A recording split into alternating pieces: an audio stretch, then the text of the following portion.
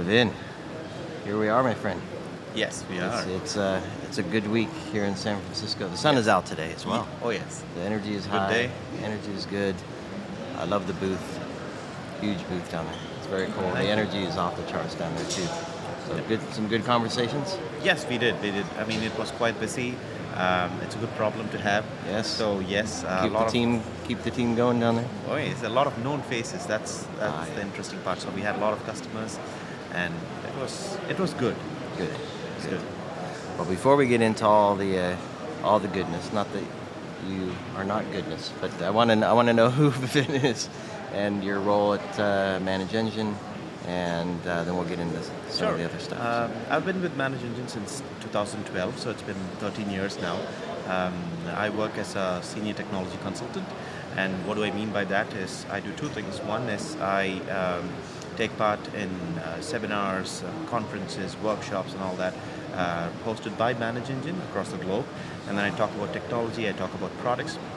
That's one thing I do. And the second aspect is I also take care of business development for a few countries in markets, in areas like Europe, and then a few countries in Asia Pacific as well. Okay. So Does that cross over into like a field CTO kind of role where you're engaging with customer kind of thought leadership, more thought kind of leadership and evangelism? streamlining Okay. how our products should go, Got it. and what is the market feedback, and how are customers reacting to launches.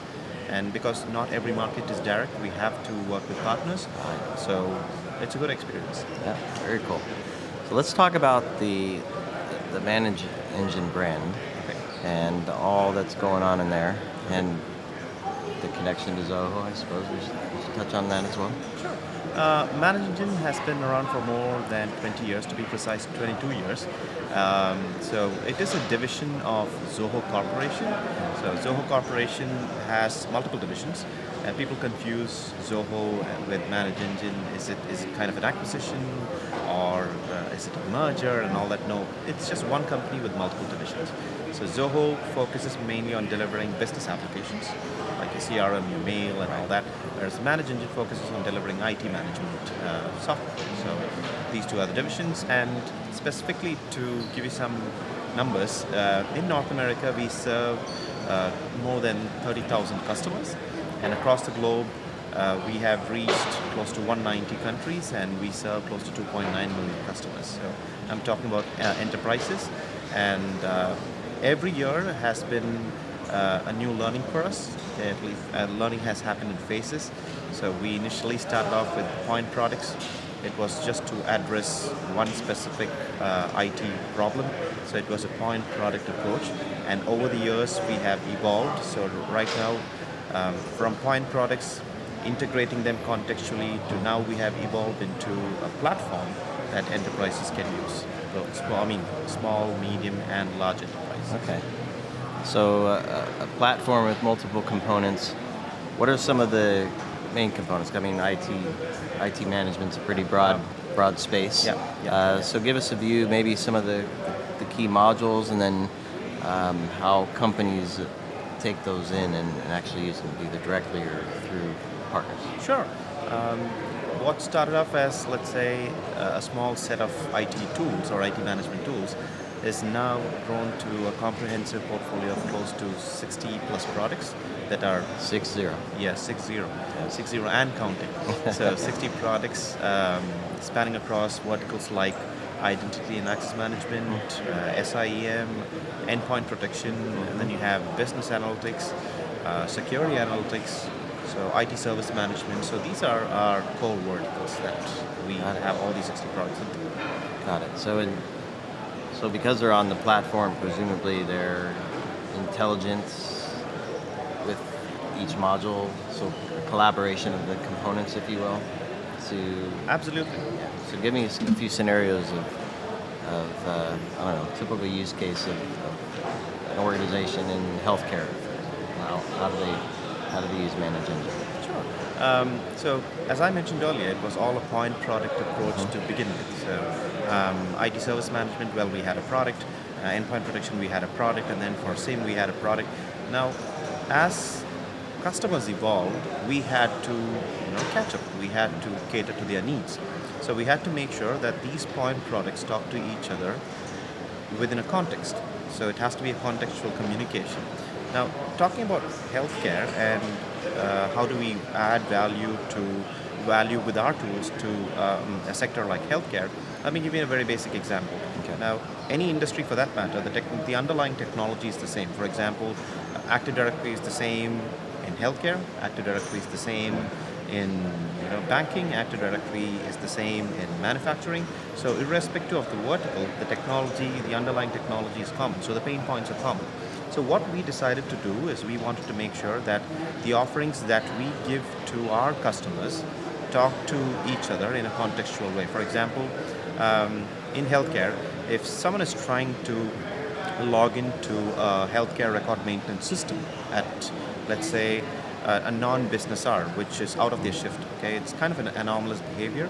So, our SIEM solution should be capable of detecting that in real time, and at the same time, it should send a signal to the IAM solution for an action.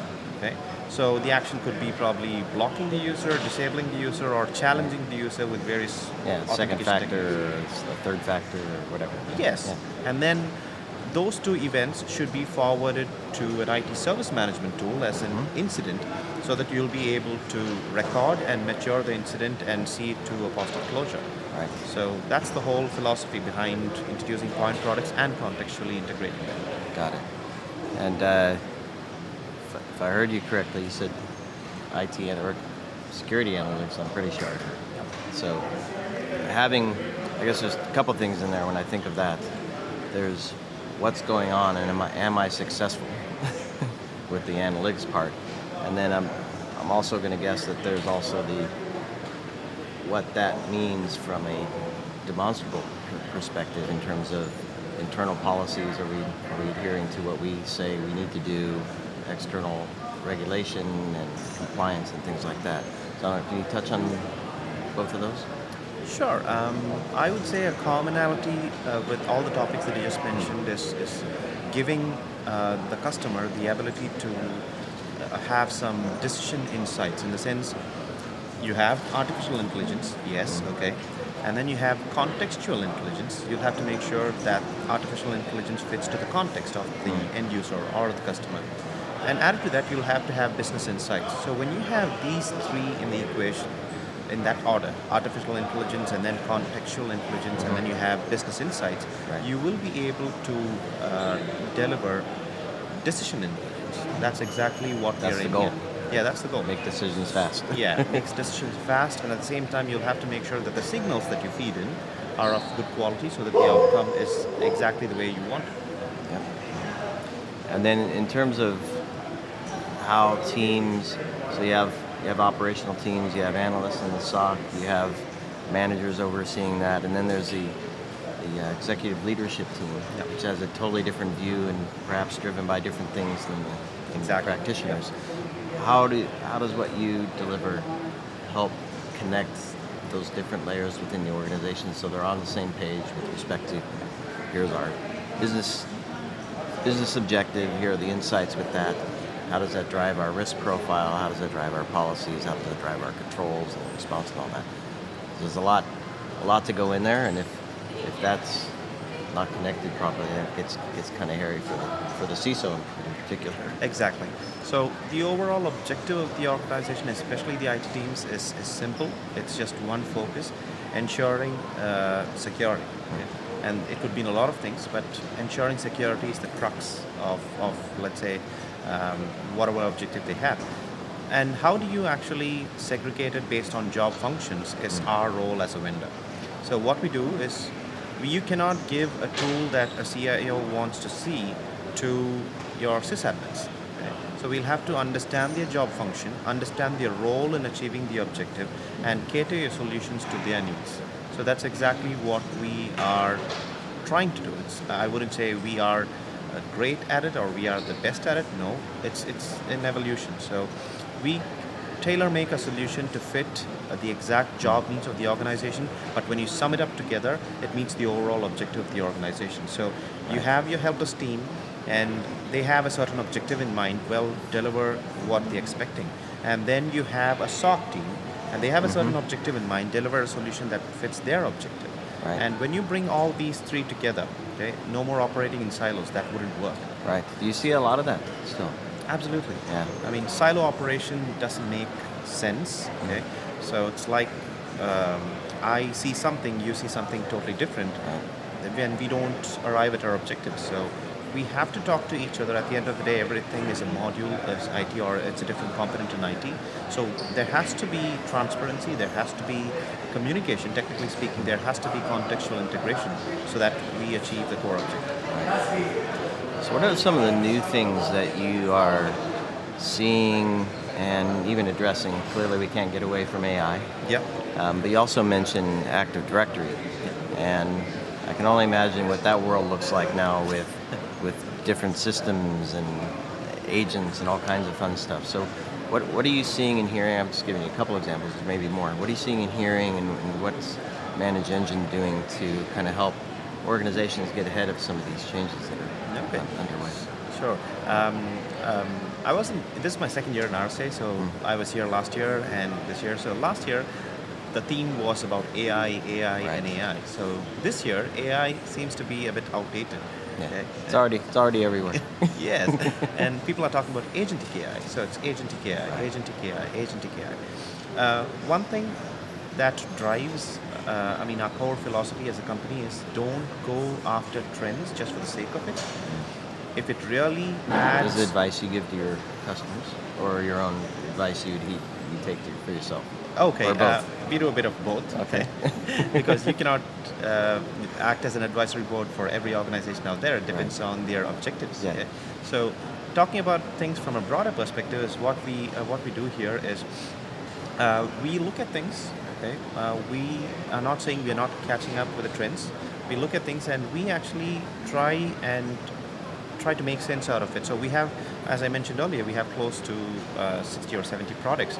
And how will adding AI or agentic AI add value to our existing solution so that we add more value to the customers or the end users? And that's the way by which we think about trends. Right? And we have been in the AI space ever since 2012. So we have a separate division working just for AI and ML. Driven by ML. Yes, AI and ML initiatives. So, and very recently we have launched an agentic studio as well. So we are catching up with the trends only when it adds value to our existing offerings. Not just because marketing thinks it sounds cool. We don't believe in that because it doesn't materialize. Right. You can create some noise, but it doesn't materialize. Right. So, yeah. So how and where has it materialized? What are some of the changes that you've taken on? Okay. And maybe a better way to ask the question is where have your customers kind of pushed you to do new things, and what are some of the outcomes because of that? Okay. How does that sound? So initially, to start off with, what we wanted to do was we had one thing in mind, in the sense, if there's data, and the quality of the data matters a lot, so we focused on making sure that you only train with quality data. That's one thing that we had in mind. And what our customers wanted was to make things a lot more precise, make things a lot more simpler to digest, so that they will be able to act efficiently. That was the initial expectation. Okay, so it was more kind of being reactive. Now the shift is slowly moving towards being proactive, especially in the space of SIEM, where you talk about threats and AI, AI-based threats, so on and so forth. So from applying AI for all reactive purposes, we are now moving to applying AI for all proactive purposes. So that's the overall objective. Okay. And we also believe in not making everything a large language model problem, because when you talk about consumer products like ChatGPT or Perplexity, having an LLM there, large language model there, makes sense because you're dealing with data, you're dealing with unstructured data, you need to have an LLM in place. But when you talk about enterprise software, or let's say IT management software, you need not have an LLM talking to the application. It could be a small language model, it could be a narrow language model. Right. So sometimes smaller models are better. Okay, It's not like, Yeah, purpose. yeah. Purpose built. So we have to make sure that we solve the right use case, and based on that, right sizing the model or the language model is what we're focusing on in terms of our AI initiative. Right. So let's see, are we doing on time? A couple minutes. Let's